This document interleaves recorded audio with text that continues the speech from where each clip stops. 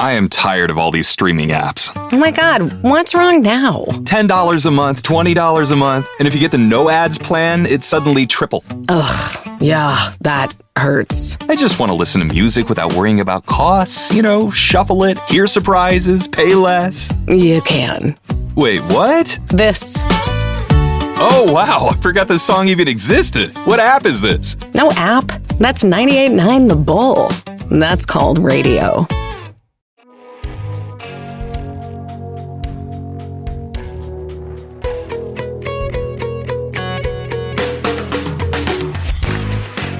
Hello and welcome to another episode of Staying Power. This is a show that's all about building a better life. We all want that. So for every week, we come together for an hour to talk about one way in which we can build a better life through developing more resilience in everything and laughing along the way.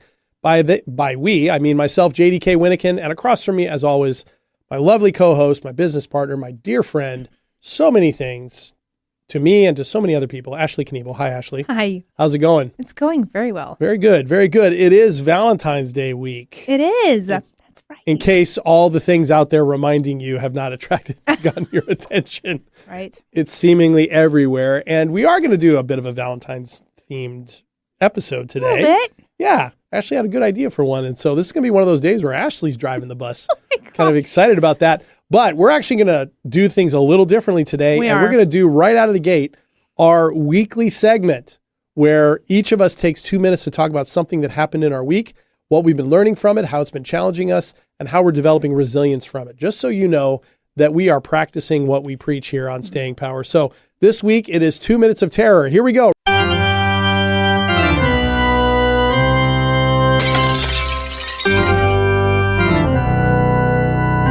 Was that something expensive breaking that?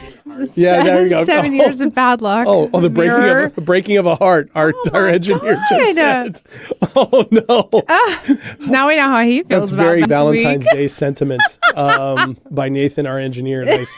All right.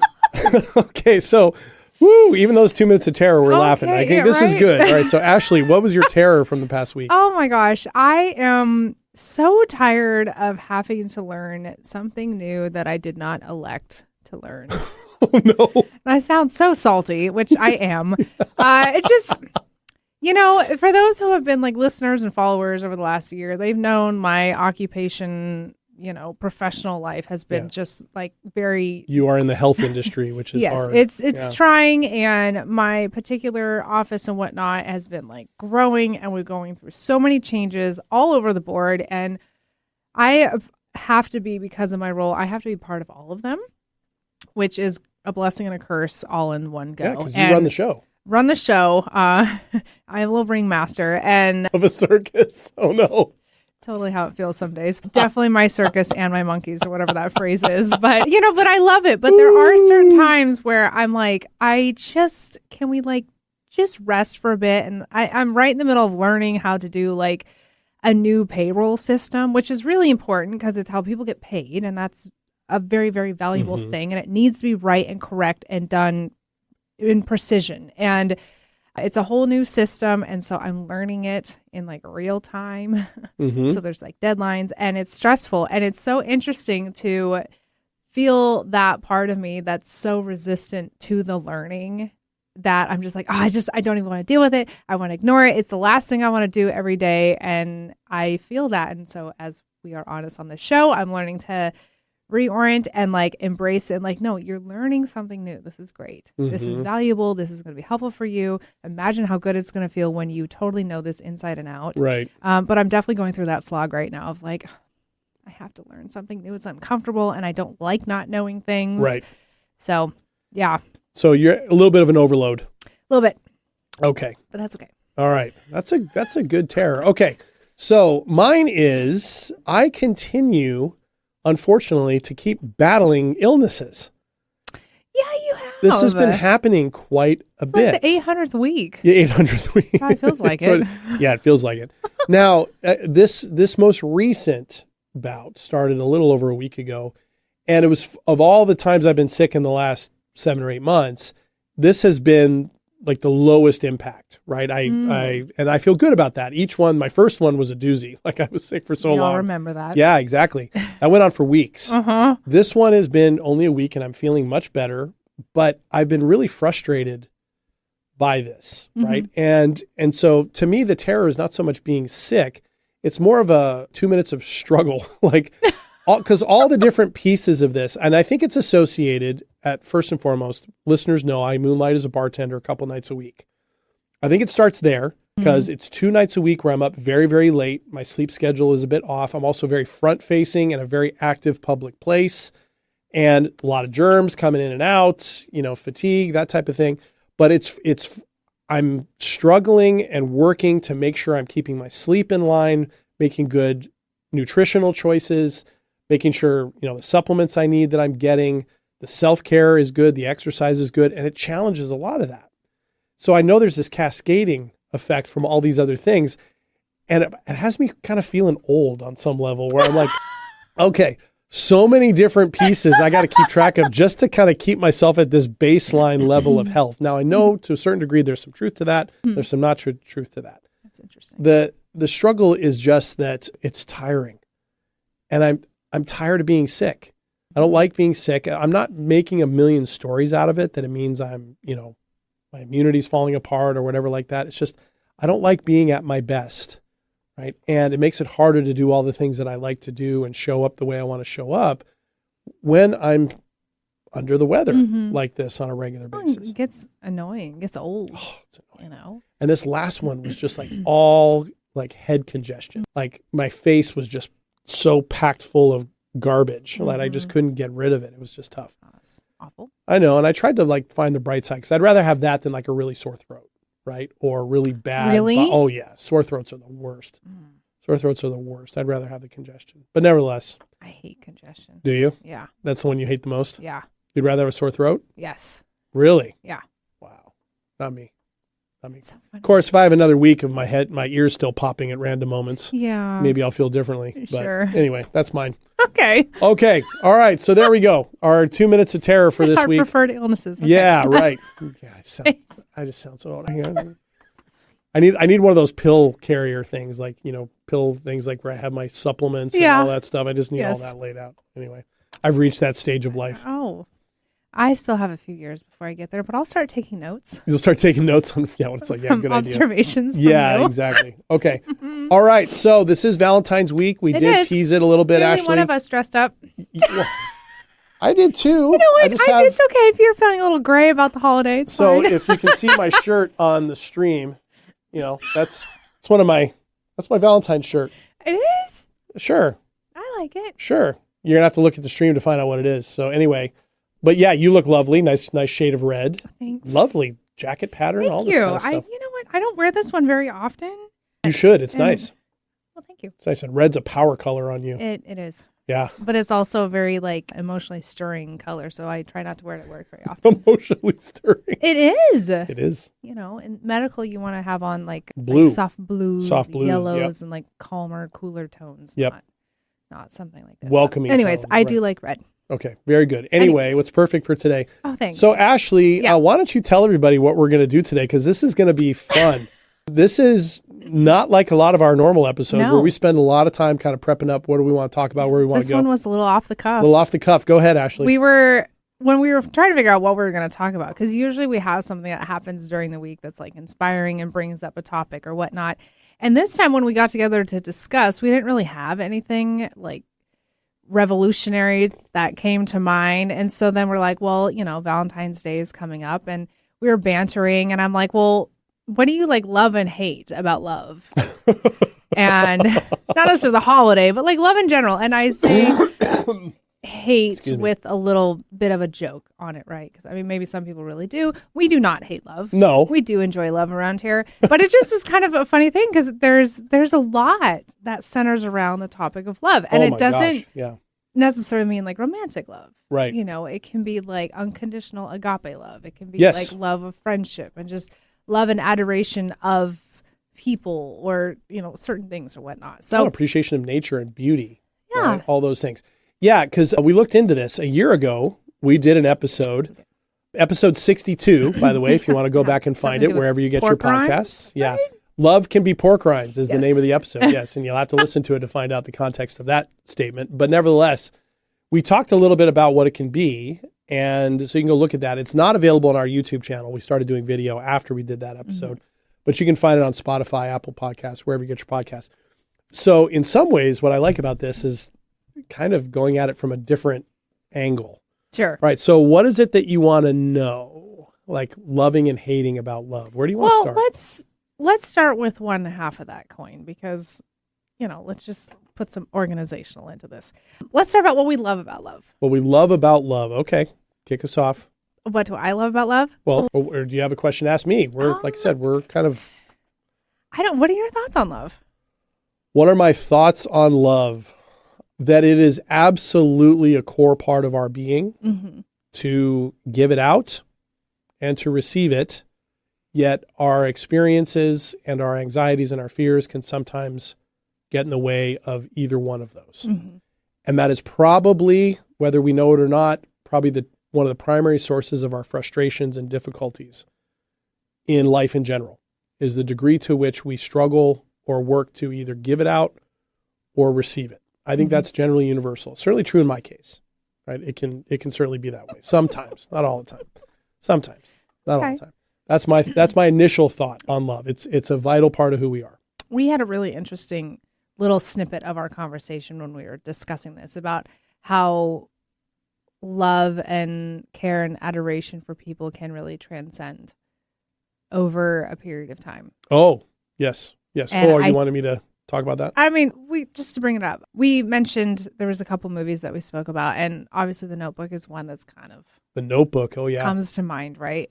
It is a very sweet, endearing story, and sometimes people scoff at it because it is such a highly romantic story, and it's very sentimental, very emotionally stirring and whatnot. Yeah. But there is something really relatable about that that I think a good portion of people have gone through, where they really connected with somebody a long time ago. Maybe it was in their youth, or maybe they did as a grown adult, and it was not great timing. Or, No, like they say, the right person, wrong time, or whatnot. But it doesn't have to be like a long period where you dated for a few years, or it could have been you met them for 2 weeks and then something happened and took you two in different directions. Yeah, and how that person.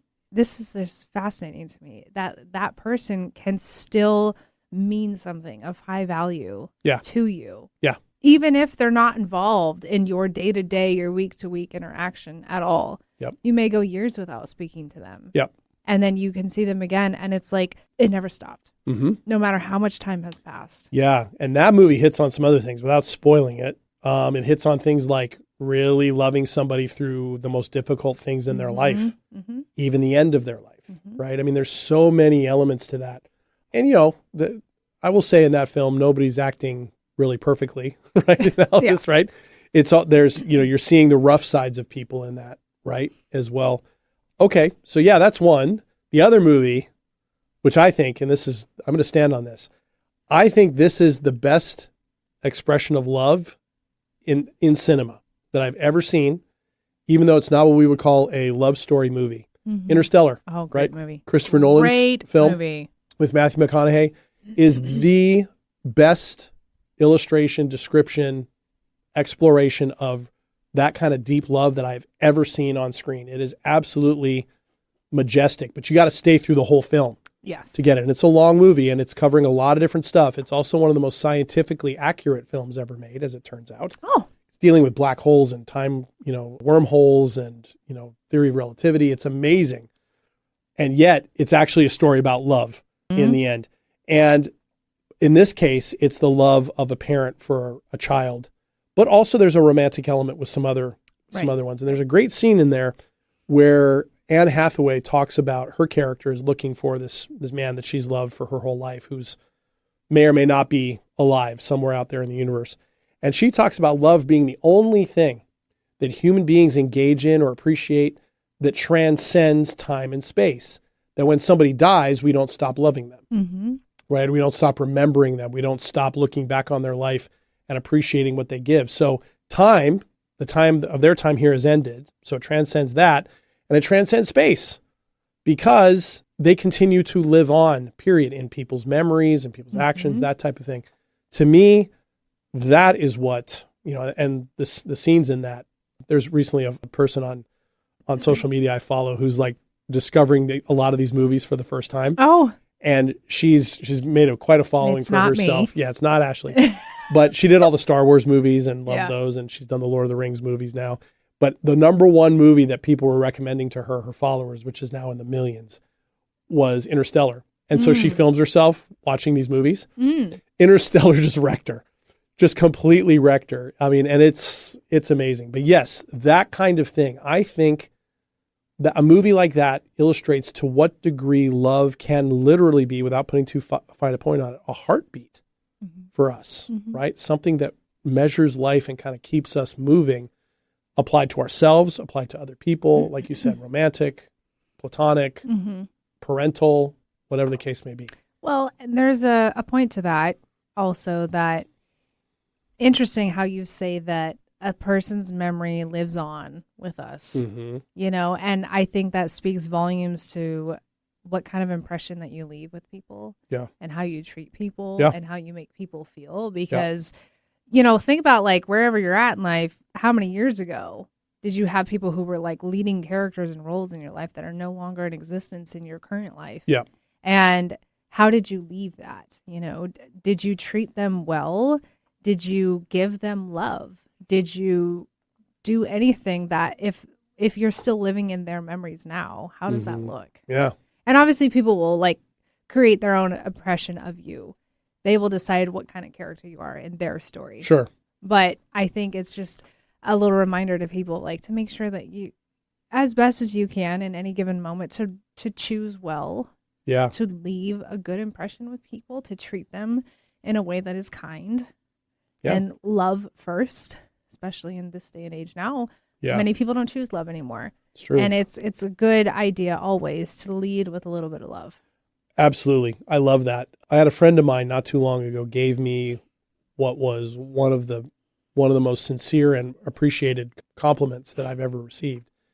And she said to me, "You are the best person I know at letting the people know in your life that you care about them, that you do that a lot." And I do. And it isn't because I'm hoping to get the same thing back. It's always nice. But I've had enough life experience to know that, our actions, our attitudes, our choices can determine consequences that, if they're positive ones, can build relationships. And if they aren't, they can wreck them. And in some cases, irrevocably. And I just choose not to do that. And so when I have people in my life that I really connect with, that I really value, I don't tire of telling them that and letting them know, because it goes a long way, right? We can assume a lot from the people that we're closest to, that you don't always have to say those things. You don't always have to express that. Yes. But very rarely does it land poorly where you're like, "Oh, you're telling me you care about me this much again?" Right? I mean, that kind of thing. That's true. All right. Okay, so this is a good start. All right, so Ashley's leading a conversation today on love, but it's what we love and what we hate. I like this. It's going to be fun. Right. So you'll have to come back after our first break to find out more about where we're going to go with this. I'm interested to find out where we go with this. It's going to be great. So come on back here in just a minute here on Staying Power.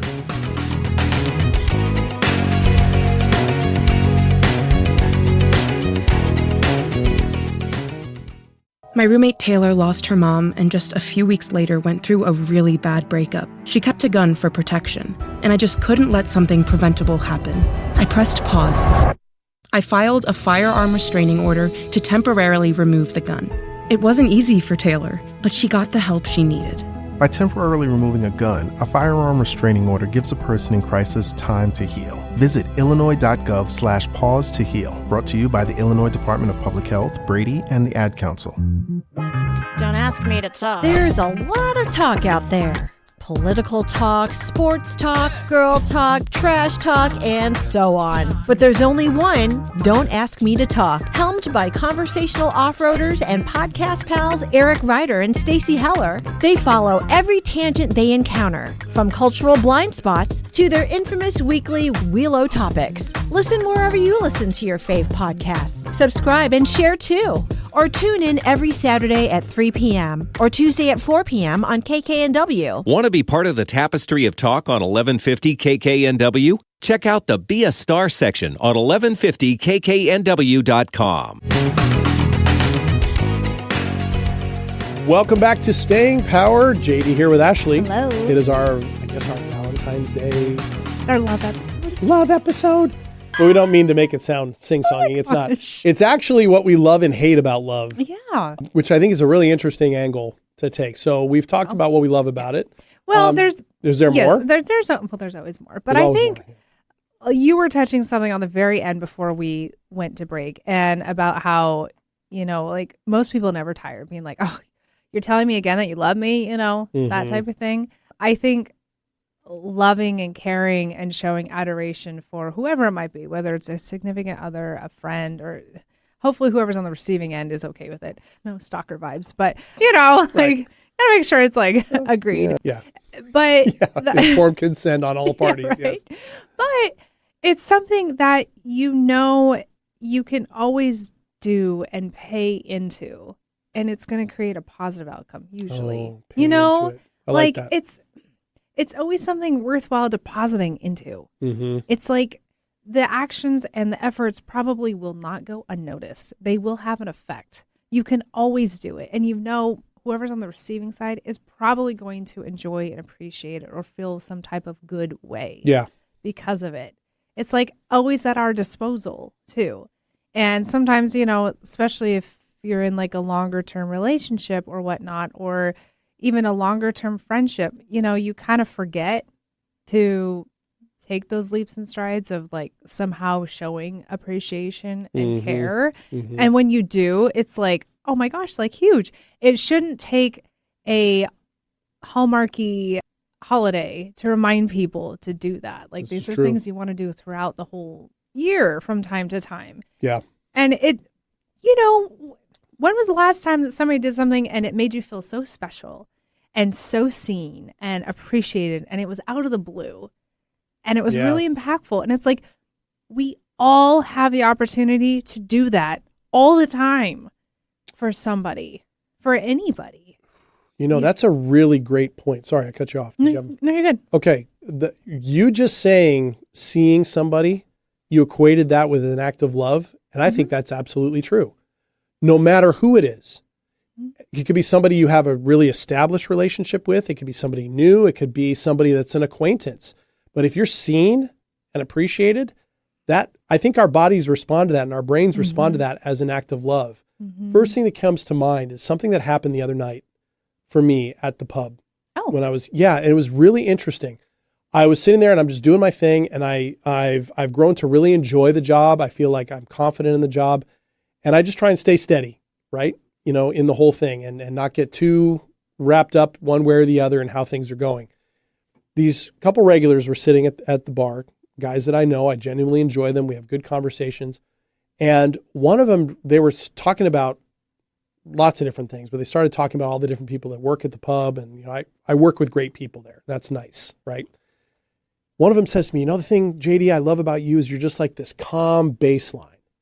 Like you're just this steady presence, right? All the other bartenders have their own way and they're all, all good at what they do and all good energy and that type of thing. He says, but when I come in and you're here, you just create this calm environment. I come in here to relax. Mm-hmm. And I can just sit here at the bar and know I can have a relaxed time because you're in charge of everything. You're going to keep things steady. You keep things light, but you listen, you ask questions, you have good humor, but you just stay calm. Nothing ever really flaps you. You don't get upset. You don't lose your temper. You don't get impatient. And the other guy's like, yeah, that's true. And they just went through this whole thing. And I felt so appreciated in that moment. I told him, I said, I appreciate that because that's how I'm trying to show up in life, right? I'm trying to show up that way. So to have two guys, that's the extent of my relationship with them. I don't hang out with them on the outside, anything like that. I just see them in there. We catch up. That meant a lot. That's seeing. And it triggers the same sets of feelings in me that when we're talking about loving and loving acts, that does with the people that I'm truly close to. It's very cool. Interesting. That's a really good example because, whenever we say love, we always think of like the romantic. Like that's always the defaulted. Particularly this time of year. Yes. And a lot of times people can say, well, that doesn't apply to me because I'm not in a relationship with somebody. It's like we don't have to be in a relationship with somebody. Not a romantic one, right? To do those type of things. So true. that's, I think, a fun part about love. And sometimes like this time of year, it helps kind of remind people and give them ideas of what they can do and like little special things. But like, let me tell you, flowers are a year-round thing. You know, they don't just come out in the stores at like this time of year, you know. Flowers Gifts are like, they're year-round, you know, Oh my special gosh. little notes are year-round. Or like, That's so funny. it's not just all one time, but right. anyways. All right. Well, that's some fun things that Okay. I love about love. And it's just, it's so fun. And it's also like you feel good giving and you feel good receiving. Yeah, and if you give, you tend to get it back, right? You create the space for that. So much about love, I keep reminding myself and keep experiencing, is about action. And sometimes the attitude isn't always there, right? You can be tired, it can be difficult, you can kind of be in the day in, day out with various relationships, but stepping into an active choice to show, express love, appreciation, see them, tends to generate it in ourselves. Yes. And that's not just a woo-woo thing. That's a physical thing. Right. You're exercising the muscle of love. Yeah. And it's, creating responses in the brain and the body that reinforce it. Yeah. Well, because there is the other side of it, and not to say it's the hate side of love, because that sounds awful to say. Hate in quotes. Yeah, the hate side of love, right? Like the more trying half of the love coin is sometimes like loving people through like difficult times. I mean, we mentioned it during like in the movies and whatnot that we mentioned earlier, but it can be tiring and cumbersome when you do love somebody and they are going through a difficult spell, because it can feel like so much care and love and kindness and actions that you pour into them with the hopes that it will help them. And at times it feels like it's not. It feels like it's not even seeping in. It's just bouncing off, you know, it's like, it feels like almost like pointless. Why would I do this? And in moments like that, I have been in moments like that. This is a personal situation that I've been in before. And it's like, there comes moments where it's like, should I give up? Should I continue? Yeah. What is the point anymore? Yeah. Am I doing this so they will improve and feel better? Or am I doing this so I will feel better because they're improving? Is this more about them? Is it more about me? And that's a really deep question to ask yourself. And then, you know, in that comes up like wanting to make sure that you have healthy boundaries about not overstretching too far. Right. That you're not sacrificing yourself so much that there's nothing left of you because you gave it all to somebody else either. And I mean, it can be uncomfortable, you know, the amount of sacrifices that really loving somebody acquires and requires can be a lot. Yeah. No, that's very true. And I would hazard a guess, it's been the case for me, but I'm sure for you as well, very rarely does that open-ended question have a real clear answer on a day-by-day basis. And so you have to make a choice in the midst of uncertainties every single day to do that. And that can be taxing, right? That can be taxing. Now, as somebody who has witnessed you go through this, one of the things that's always really resonated in me about you is your willingness to keep stepping into that, right? And I don't mean that, and not in a way that I think you're blind to the realities of things, just the opposite. You are willing to engage in that difficult open-ended question and stick with it, knowing that at some point, if you get a very clear answer, you'll respond to it. That's a level of faith in yourself that I find really inspiring. Thank you. In that sense. Yeah. For me, one of the challenges that comes up is the hate, quote unquote, is the challenge of me of staying in the moment with things. Now, in the history of my romantic life, that has been particularly acute, where it's like, what does this all mean? I can suddenly be running out ahead of things, like meet somebody new, wonder about how it's going to go, or they're interested in me, and sometimes feeling that pressure, right? You can feel that. Because I can show both sides of like anxious attachment, where if I really like somebody, I can be like, try to hold on real tight. I can also show it, I'm on an avoidance side, where I'm like, what does this mean? I like this person, or I'm interested in this person, or I don't know what to do with this. I'm not sure what I'm ready for. I don't want to let anybody down if I don't meet their expectations, or if, this doesn't go where they want it to go. All of a sudden, I'm asking all these questions that have me completely separated from the moment that I'm in. Instead of enjoying the time with the person in the moment, I can get caught up in all of those larger questions or all those larger fears. The challenge for me is, and in some ways it's a really good thing, because any good relationship of any kind, but particularly one that's going to grow on a deeper level, a romantic one, a really good friendship, is going to hold up a mirror to ourselves, right? And this is where movies can get in the way, right? Movies tend to end when the good stuff has finally, quote unquote, happened, when the wedding has happened, when the happily ever after moment happens. It very rarely moves beyond that. Sometimes they'll go into a sequel, right? And something's happened in between, but they don't show that part, right? No. They don't show that part, right? They talk about something later, right? And then they rebuild it, and chances are it's a coming together again story, right? That kind of thing. To me, that's the real, where the hate can come in, because it's that mirror makes us take a good look at ourselves.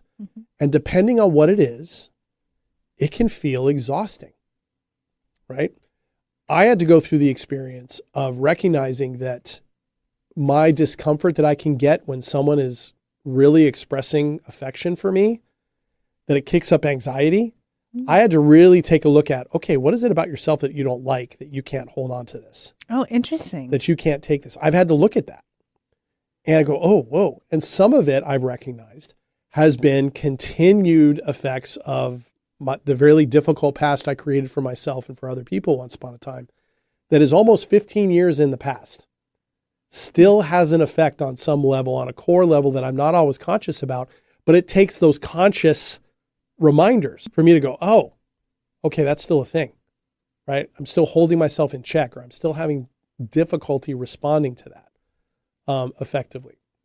That kind of stuff is really hard because, like me, like anybody else, I want to stay in the easy parts. Sure.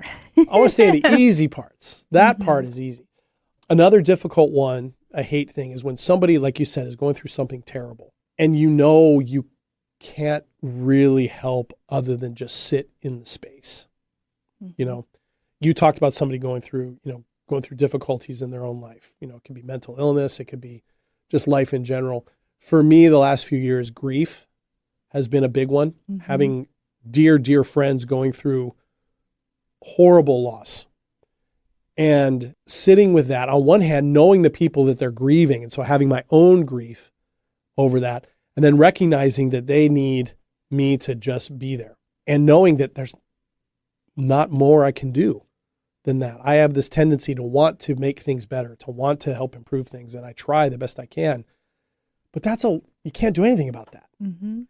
Except just commiserate and sit and let them vent, and, or go do things with them, things like that. And that's meaningful. But man, sometimes it's just, particularly when you see them get hit with a wave of grief, it's, and that's usually when words fail, right? That's usually when then it becomes a hand on the shoulder or a hug or a quiet moment, leave them alone, right? Or stepping away for them to have a moment by themselves. That kind of stuff is hard. That's the cost, because in the end, the things that we love the most probably will cause us the greatest deal of pain. Of course they will. Because that's the nature of things. The people that we love will depart. And the more we love them deeply, the more we're going to grieve them. It's just part and parcel of the business. Yeah. I would say also personally, and seeing some of my friends go through this, is like the death of a I love would have been type of situation. What could have where been, or the yes, like you love somebody dearly and think you're going to spend the rest of your life with them, and then something happens and you no longer are. The whole mental dream and everything you imagined is gone. And the actual work has gone nowhere. Yes, right, the work it didn't conclude with the outcome that you hoped and dreamed and expected to. Yep. We all assume we're going to have a fairy tale at some point. or people lose their children, they miscarry, or they're not able to have kids. They've always envisioned having that, and then I have seen the struggles of that, and that is awful. And it's because they have loved the idea, or they loved the person before they met them. Yeah. They loved the idea of being a parent, and now they're not going to be, at least in the way that they had originally imagined to be. The love of the dream. Yeah. Right. The love of the dream. And sometimes those moments can be so horrific and so difficult that people completely shut themselves off from wanting to do that again, because it was so incredibly painful. Yeah. People have gone through loss of partners, and it is just devastating, and they can't even imagine or wrap the head around the idea of doing it again. Yeah. Because it's like, it's not worth it if I'm going to feel this kind of pain again. Yeah. But I do think that love can heal after a proper amount of time. Yes. It really can. And I think the heart is a muscle. And I know we talk about love in like a different sense, not like in a physical, tangible sense, but the heart is a muscle, and muscles can heal and grow again. And so can love. They can't. Yes. Very well said. I think that's very true. I've seen both. I have seen people who have never recovered from the loss of something, loss of the dream, loss of the spouse. And I've seen others who have been able to somehow, some way, find a way to allow that legacy and allow that experience to drive them forward, to continue to live, right? And we all have our day in, day out struggles with these things, right? To show up with these things, or to, our experiences do things to us, not only in a positive way, but in a difficult way. And they trigger responses in the body and in the brain. And they're all, they become part of a complex mix when you add them with all the other elements of life that are seemingly uncertain, and all the other things in life that we have zero control over, right? And that can be exhausting. It'd be exhausting. One thing, though, that I think is interesting is if we step back and say, okay, if that hate, quote unquote, is so strong, take yourself out of that for a second and say you don't have any of it. You don't have the friendships in particular, but you don't have to deal with the loss, but you have to deal with the loneliness. Which one do you want? Right. And I think almost without hesitation, some people might choose loneliness because it's a protection, right? Right. It's no, I would rather just hurt on my own, right? But I think in the end, we would choose the choices that at some point might bring us that difficulty, right, of grief. Sure. Okay. All right. So let's go ahead and pause for a second, Okay. right? Second. One more break. One more break. And when we come back, we'll see where this goes. I'm not sure what practical things. We've been talking about practical stuff since the very beginning. So we'll just kind of continue with this for the last part of today's episode of Staying Power. Stick around.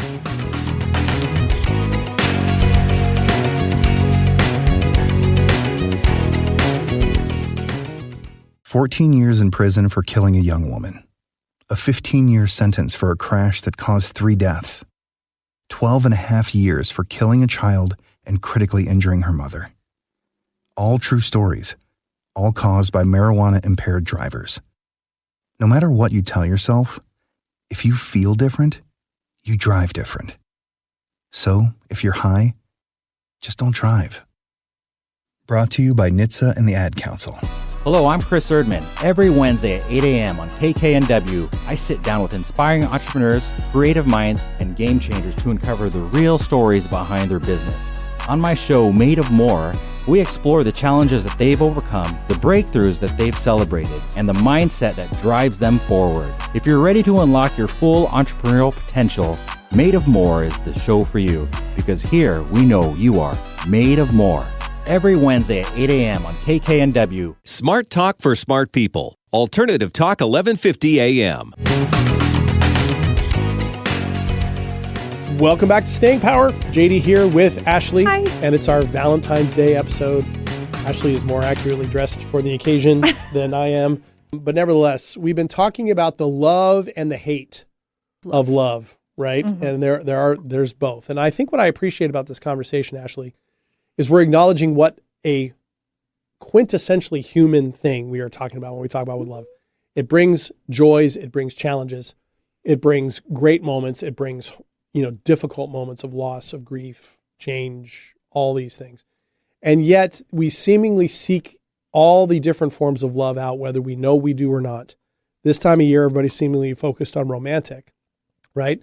But I would say one of the things that's so challenging about Valentine's Day is it's overly sentimental in regards to what love is about. It's meant to, and there's room, like you said, there's room for the sweetness. There's room for the kindness and the cute little things, the feel goods. There's room for all that.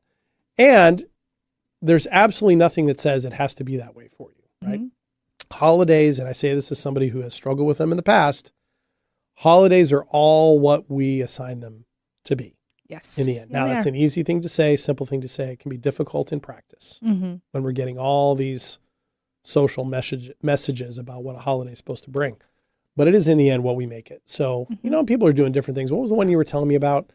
Like women doing? Like Galentines. Galentines? Yeah, yes, it's been a thing the last few years. I think because honestly, women are kind of sick of the dating pools. Men probably are too, but they spend more time with their girlfriends, you know, and they get together and they, go out to dinner with their friends, or they have like girls over and they drink wine and they, watch movies and whatever, and just spend time with their friends instead and love on their friends. And I think it's a great idea, honestly. Yeah. I think me personally, I love loving on the people I care about. Yeah. I don't love on everybody.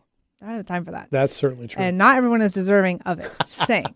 But there's that sass, I know. The people that I truly love and care about, I love loving on them. I love spoiling them. I find so much joy in doing little thoughtful, kind things for people. And I don't mean just like that's only reserved for like those in romantic type of categories. I mean just like people that really mean something to me. I really enjoy doing something to make them feel special, to know that out of everybody in the world, there's at least one person that sees them, that cares about them, that they are appreciative, How do you do that? I mean, we've heard so much over the last years of like love languages, right? It's almost become like this standard conversation point that everybody's, what's your love language? Oh yeah. Yeah. Do you, and I think we all show them in different ways with different people. That's my, generally, I think the idea is that you speak to others in languages that speak most to you. Yes. So I love words of affirmation. So I'm always complimenting people and saying things because I'm speaking my personal language to others. Right. So it is really interesting to figure out what somebody else's is. Yeah. Like I know one of my staff members, it was very obvious from the get-go, she's a gift giver because she is always giving little gifts and whatnot. And so then when I decided one day out of the blue to gift her with something, it made like a huge impression. And that told me like, okay, yeah, your love language is probably gifts, or at least one of them is, right? Right. But to answer your question, like, what do? I do like to write like out of the blue, like little notes. It could be a text. It could be an actual like card in the mail. It could be some sort of way of just verbally giving appreciation of like kind of like what they said to you at the pub that one night. I see you, and maybe they're going through something really difficult. It's not just me waking up in the day and be like, oh, I'm so thankful for you. It's like, hey, I see you're going through this, and I see your tenacity. I see your determination, and I see how much growth you've had, and you may not feel it right now, but for those of us watching on the outside, like we see it. I see it, and I just want to acknowledge you. I respect what you have done, what you've accomplished, something like that. It could also be like very sweet and kind and, whatnot. But I do like to do things like that.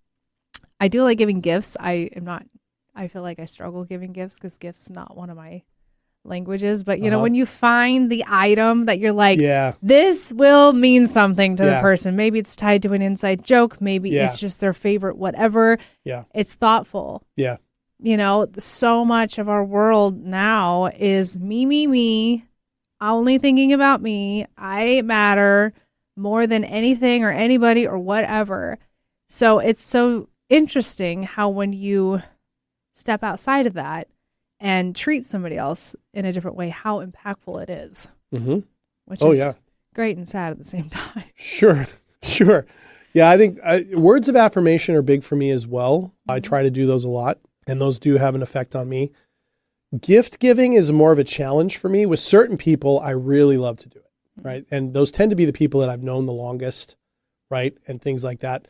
Quality time, I know, can matter. And sometimes for me, the quality time is because my time is, I do so many different things that when I give it, I consider it a big give, not because I'm so amazing, but just because it's time, right? That I could be doing something else and I'm choosing not to. And it's probably quality because you're not on your phone, you're not scrolling through your Apple Watch and, all the other distractions that a lot of times people are like, well, I spent time with my kids. I'm like, cool, what, on your iPad? Yeah. While they're sitting there putting together Legos and you're just sitting in the room, like that doesn't count. Like put away all the distractions, really focus in. Really focus in on the quality time. I do love physical touch, but obviously can't do that with everybody. And I'm not going to do that with everybody. And as I've gotten older, it is interesting how much more reserved I am. In that particular space. That can actually be a hard one for me. Difficult. I shouldn't say hard one. It's one that isn't always as natural to me. Some of that is because just the way my life has been, I haven't had a whole lot of opportunities for that necessarily, which I've been largely okay with. But when I've had opportunities, I've noticed when it's a little more challenging. It's not something I immediately go to. Words of affirmation is a lot easier. Quality of time is a lot easier to give out. Acts of service, easier to give out. Yes. But I've recognized too, for more and more people, for more and more of my life, physical touch matters a lot to a lot of people, which makes sense. It is a part of what we're wired for, right? And when if you have a dearth of hugs or contact, even from people that you're friends with, you can feel it after a while. Yeah, that's a big one. Well, and nowadays everything is so designed for no contact. So designed for no contact. Obviously, COVID kind of expedited that a little bit because a lot of things has been changed to no contact. Yeah. Even though we're all back to usuals. But like nowadays, you don't even have to go to the bank. You can do it all online. You can deposit, you can withdraw, you can transfer, you can do all that stuff. You can converse with people with never having to meet them in person. Yeah.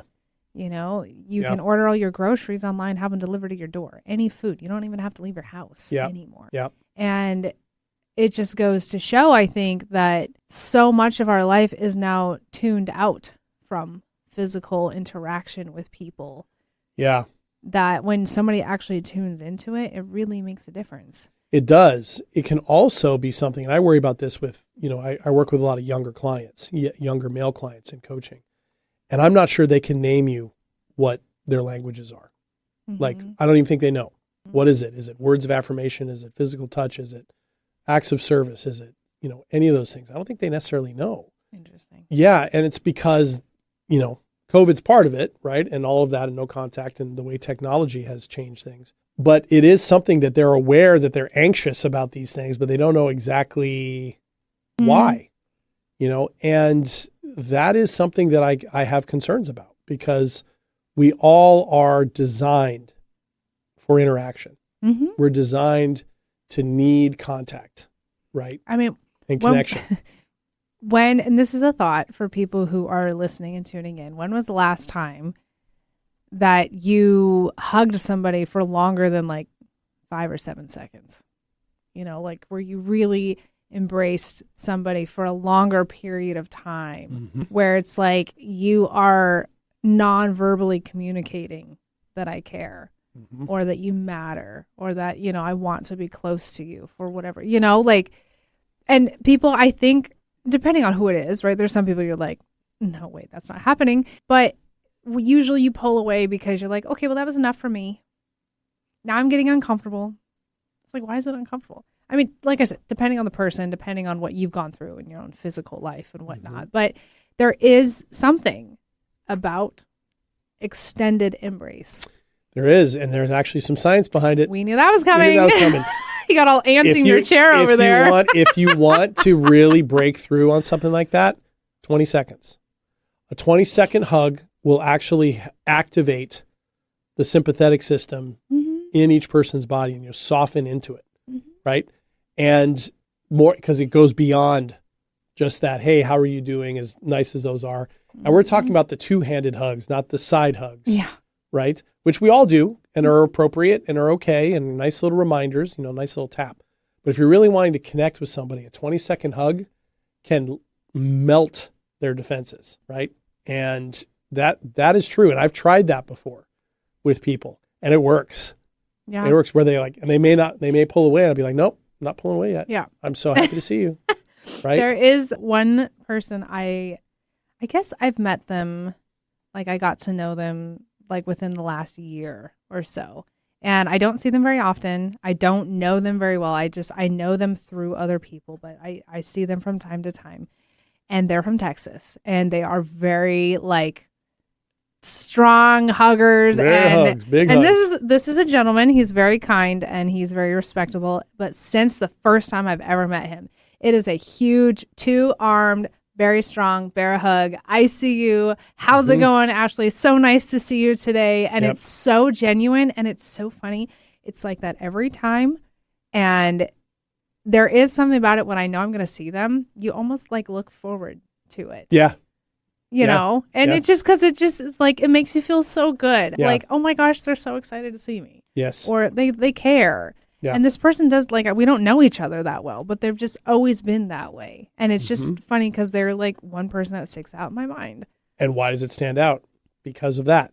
Exactly. Because there's this sense of safety, enjoyment, being seen, being recognized, all of those things. If you think about it, it hits on so many of those different languages, right? It's a gift. It's physical touch. It's an act of service, right? It's so many things all at once from a person that is on the outer circle, right? That's the great thing about love, to bring it back around to some of the things we love. We have all these circles. We have our close circles, our closest, and then we have all these different circles all the way out to the people maybe that we work with or that we, people that I work with at the pub, that type of thing, outer circles, but they can all have value and worth. And they can all be sources for us to experience being seen or experience love, experience appreciation, and to give it out. And that part I think is amazing because it means we have a very full field of opportunity. Now, if you are listening and you don't have a lot of those fields, then that suggests that more people in your life might be a good thing. Developing more of those circles. And what can you do? What can you step in? How can you show appreciation? How can you find those people?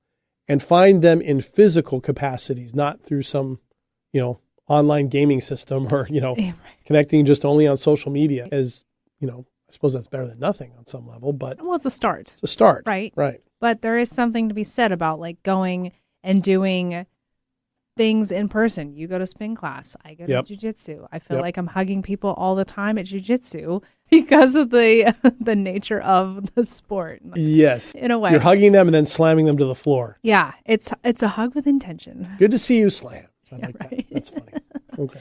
But anyways, well, that was kind of a fun episode, wasn't it? It was. I think there's so much to it that, I always find with every episode we do that it dovetails and threads in and converges with every other subject, which is why it's such a fun show to do, right? Because we can literally go anywhere. But this love subject, I think, is one of the universals, because really building a better life and developing internal resilience is really an act of loving ourselves as well, and learning how to see ourselves and appreciate ourselves and know what our skills are, know what we're capable of doing. And if we can do that and appreciate more where we stand in regards to the love that we have for others and where we generate it within ourselves, this is one of those areas where it's going to cascade in everything else. I don't think that's true with necessarily everything, but this is such a core piece of who we are, right? When we're born and we're babies, what are we doing? We're connecting with the parents. We're smiling, right? We're going back and forth. We're enjoying that. We're looking around and eye contact with babies as they stare and take in things, right? Is all about connecting with people. Yeah. Right? And I think that's one of the cool things about it. So I'm glad that we did this. A little different spin on a Valentine. A little different spin, but it is one of those things that reminds us of the spectrum of what life brings, the great joys, the great difficulties, and we cannot separate the two necessarily, nor should we, because that's what creates a life of meaning. That's what we're really all about here. That's very true. Thanks, Ashley. Well, thank you, JD. All right. And thank you for listening to this episode of Staying Power. Remember, if you missed any of this episode or any of our other episodes, you can get this as a podcast wherever you get your podcasts. You can also find our YouTube channel, Staying Power Show, and you can watch episodes. You can also find out all the different ways to get in touch with us via social media and our email, stayingpowershow@gmail.com, by looking at the show notes in all those locations, as well as at our radio home, 1150 AM KKNW in Seattle. Thank you to them. Thank you to you. Thank you, Ashley. Thank you. Thank you, Nathan, our engineer, and we will see you next week. I'm JD. I'm Ashley. Take care. Happy Valentine's Day, everybody.